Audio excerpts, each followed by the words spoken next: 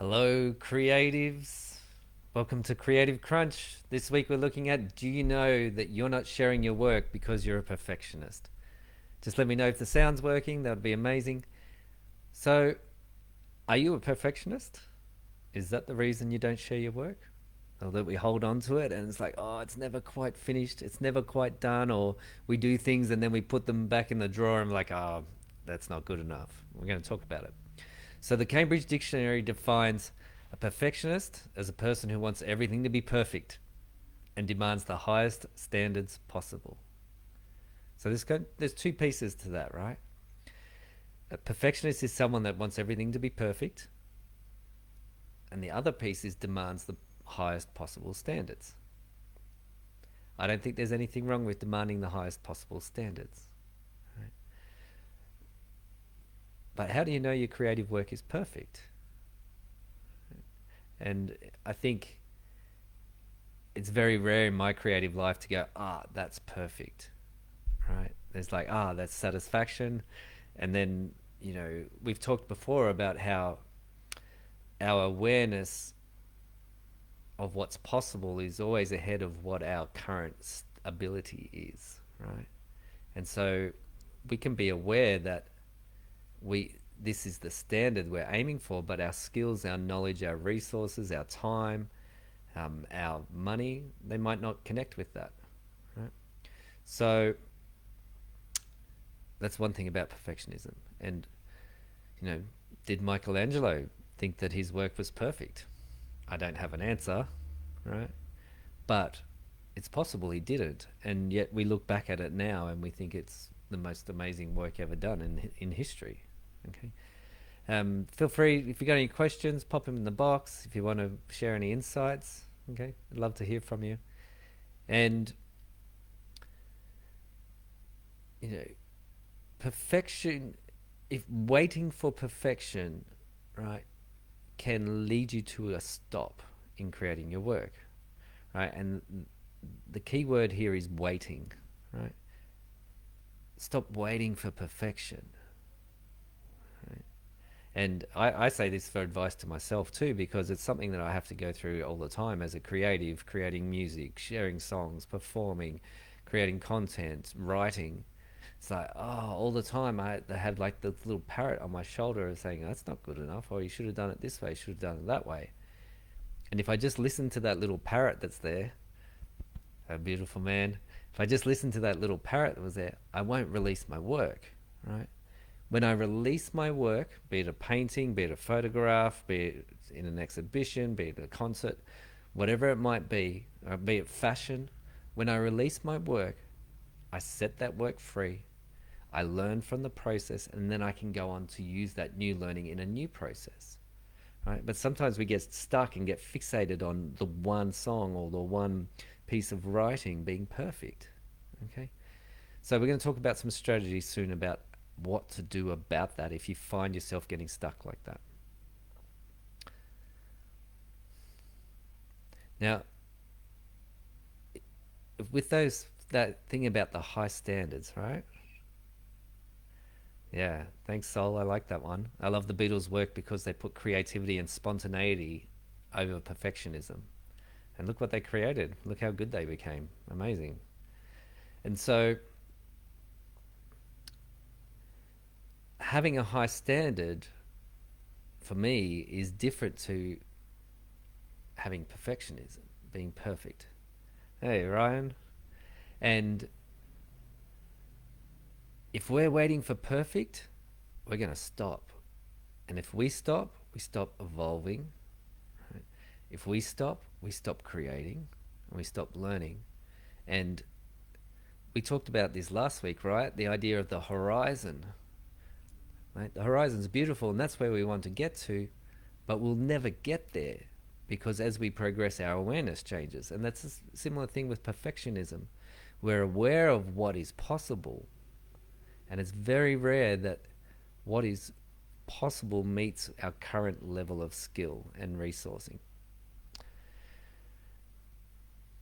And fear is symptomatic of, perfectionism is a symptom of fear, right?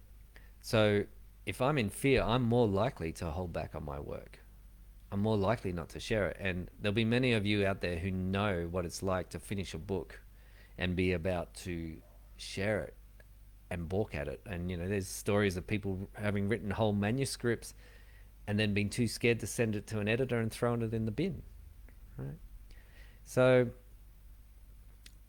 that's one thing about perfectionism and the fear stopping you. If it's fear that's stopping you, you got to jump into that fear, right? Because otherwise it's going to eat away at you and it doesn't go away.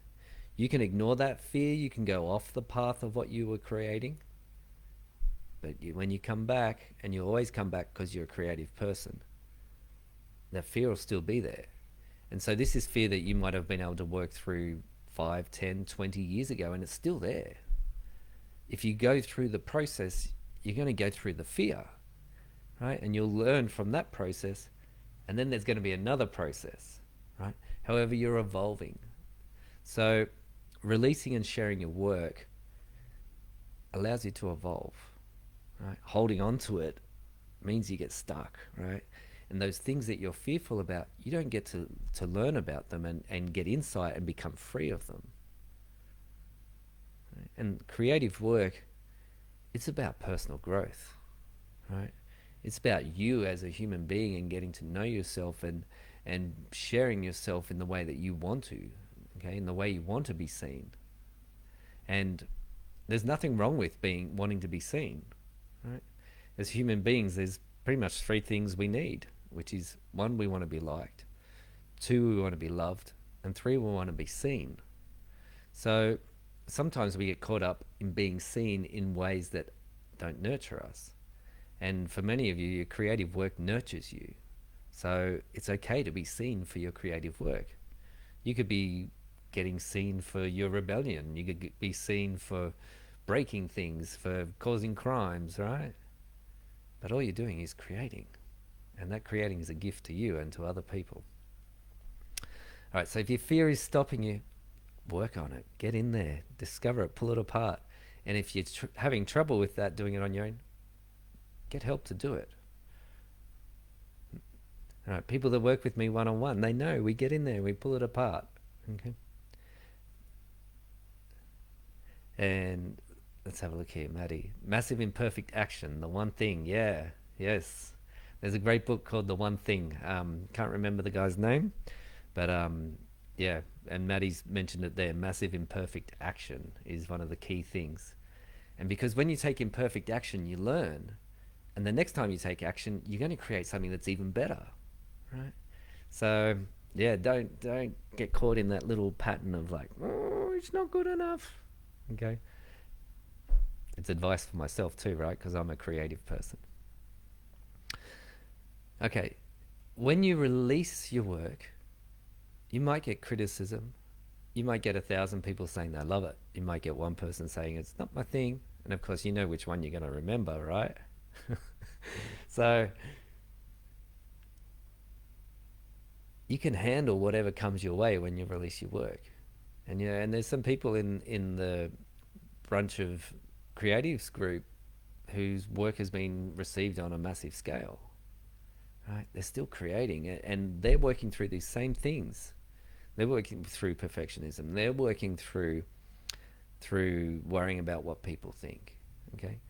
And feeling like this work isn't as good as the last piece of work and things like that. But when you set the work free, the new work comes in, right? So if you're somebody that's, got a heap of paintings sitting in your studio that are unfinished, finish them or move them on. Paint over them. Like, move on, right? So you can bring in the new things. You'll find that you actually rediscover your creativity and feel better about yourself, rather than knowing that there's this elephant sitting in the corner of your room saying, I haven't been finished. And not all creative pieces are meant to be finished. So that's a big one where I see with songwriters, is that the expectation that we finish every song. No. Some songs are there just to be the gift of the verse. Some songs are to just be a hook, right? And then later on, you might find another song, go, oh, actually, there was that song from 12 years ago that had that hook. and it comes back in, but set them free. All right, let the new things come in. All right, if you're somebody that gets caught in the perfectionism trap, here's some strategies. Number one, have a deadline. Right, this is one of the reasons it's good working with a coach, is have a deadline, right? So you can set a date to have things finished by. Otherwise, that time resource, you've like gone, oh, I've got infinite time to complete this, right? And your subconscious will take its time. Set a deadline, and your subconscious will work for you to help you meet the deadline. And when I say that, I mean, that part of your brain that's the 85 to 95% of the operating system, of the running power, it will work for you to help you finish your work on time. Okay. Another strategy is release your work anyway, right? Even if it's not perfect. And I love Instagram, right? And then there's people that I follow on Instagram, and they're emerging artists, and they're like, I played around with this. It didn't quite work out how I expected, but I'm sharing it anyway. I love that, right? Just release it, right? And release it might be actually to go and burn it in the backyard. Just release it, right? It's like, it didn't work out the way I wanted, but I've learned, and I'm going to take this on and move. Okay. Number 3, don't take on too many opinions, right? And so often what can happen is, especially if we're a bit of a perfectionist, we're asking everyone, does this sound okay to you? I'll send you this and see what you think, right? Be really selective about who you share your work with, right? Be selective about who you get opinions from. And also, when I say be selective about the information you're seeking, right? So for example, if it's a photograph and you've been playing with the light, editing the light to see what you can do with this photo, ask the question, what do you think about the light in this photo, right? So then you can get the feedback, rather than saying, what do you think about this photo? And they go, well, actually, I don't really like the perspective. It's cool, like there's some good colors there, but that's not the feedback you're seeking, right? And obviously we'll want them to say it's amazing, right? But if you're seeking genuine feedback, try and be specific in what you're asking them. Okay. So if it's a song, what do you think about the mix? Do you think the introduction is a bit too long on this song?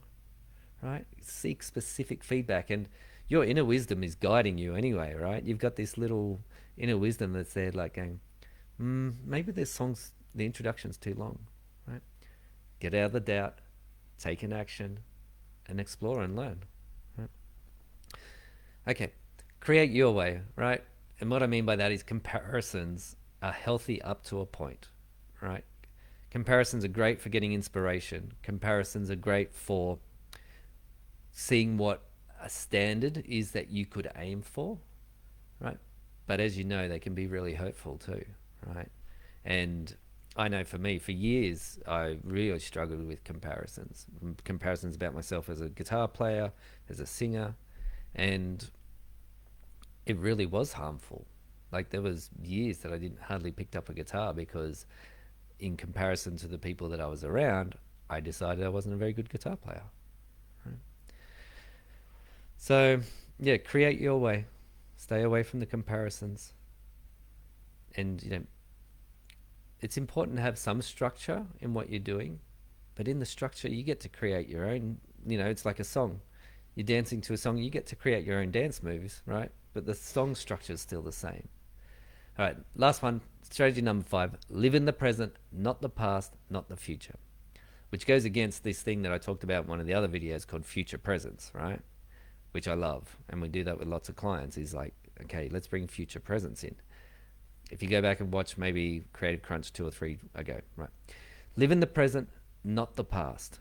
By that I mean, if you've got songs that are sitting in that have never been released, either release them or move on, right? Be in the present now. What do you want to create right now? It's the most powerful question you can ask yourself. Here's the situation. What do I want to create right now? Okay. When you get into creating, you can turn off the perfectionist a bit, right? Set yourself a deadline, get in and do it. Okay. And it's a really important thing about moving on from your creative works. If you've got a half-written book that's just sitting somewhere that you're like, I really should finish that, make a decision. Be like, actually, no, I'm going to park it. I'm going to write this new book. Or actually sit down in the mornings and start writing it. And those daily habits make a huge, huge difference. All right. Okay. So the faster you work through these types of issues, the faster you evolve, the better your work becomes, the more you learn about yourself. And having high standards is fine. We've talked about that.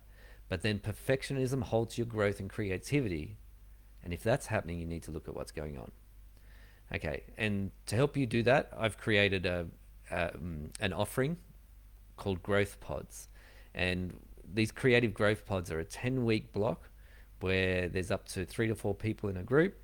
And we do a group coaching session each week with the idea that, one, you're in community with people that are walking a similar path.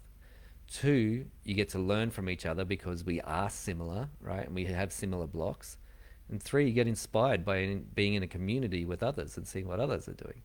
If that's something that interests you, I'll put the connection call link in the comments, and feel free to reach out and we can have a chat. There's no obligation. It's just a chat that, hey, I'm interested in moving forward with my creative work and I think you can help me. So let's have a chat about that. All right. Let's finish up with the 5 strategies that we've got today that can help you with your perfectionism. All right. It's okay to have really high standards. It's great, right? And being around people with really high standards has helped my music career for sure, right? 5 strategies. Perfectionism. Have deadlines, right? Because otherwise your default setting is like, oh, I'll decide on that tomorrow. I'll decide, and then things just blow out. I've learned that from experience, by the way, having projects blow out over a long period of time. Release your work anyway, all right? Be it put it out in the public domain, let it go energetically so that you can move on to the next thing. Don't take on too many opinions. Ask for specific feedback on your work if that's what you're seeking. Be really specific about what you want feedback on. 4, create your way, right? Avoid the comparisons, right? And use comparisons in a healthy way. Oh, that's amazing. I'd love to create something like that. Or that's inspiring me. Use comparisons that way, not they're so much better than I am, right? Straight away you put yourself down and take away some of your creative energy. Live in the present, not the past, not the future. Live in the present, create in the present. All right. And of course, if you're a perfectionist, get an amazing coach that can help you work through all this stuff and evolve quickly. And I see this one-on-one with people all the time. All right. Would love to hear what you got of value out of today's talk. And yeah, nice to see so many amazing people dropping in. And yeah, thanks for your comments and look forward to seeing you again next Creative Crunch. All right. See you.